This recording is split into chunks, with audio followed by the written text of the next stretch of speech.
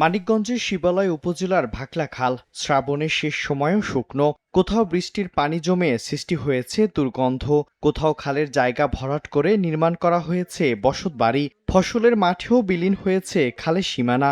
এতে অন্তত ২০টি গ্রামের ফসলি জমি থেকে পানি নিষ্কাশনে বাধা সৃষ্টি হয়েছে। মানিকগঞ্জের ২০৪টি খাল বর্তমানে অস্তিত্ব সংকটে, বেশিরভাগ ভরাট হয়ে গেছে।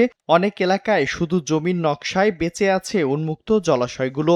অথচ বর্ষার পানি প্রবাহ, বিলের পানি নিষ্কাশন ও সেচ সুবিধার জন্য এসব খাল এলাকাবাসীর জন্য গুরুত্বপূর্ণ।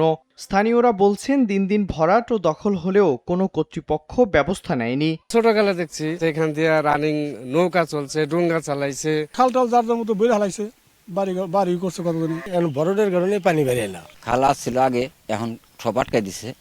আমরা এই চক নিয়ে খুব একটা সমস্যা আছি। কৃষি বিভাগ বলছে, খালগুলো খনন ও দখলমুক্ত করতে ঊর্ধ্বতন কর্মকর্তাদের জানানো হয়েছে। আর পানি উন্নয়ন বোর্ড বলছে, খালগুলোর জরিপ শেষে অর্থ বরাদ্দ সাপেক্ষে খালগুলো পর্যায়ক্রমে খনন করা হবে।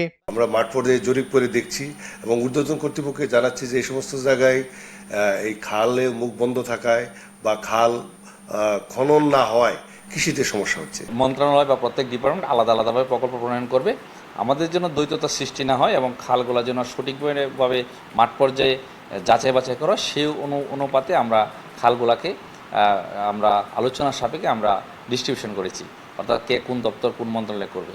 এদিকে জেলা প্রশাসন বলছে, খনন কাজ শেষ হলে আগামী বছর থেকেই এলাকাবাসী খাল থেকে সুফল পাবেন। আমরা খালগুলো পুনরুদ্ধার করব এবং যেখানে ভরাট হয়ে গিয়েছে সেখানে তো আপনারা জানেনই যে খাল পুনঃখনন কর্মসূচি চলছে।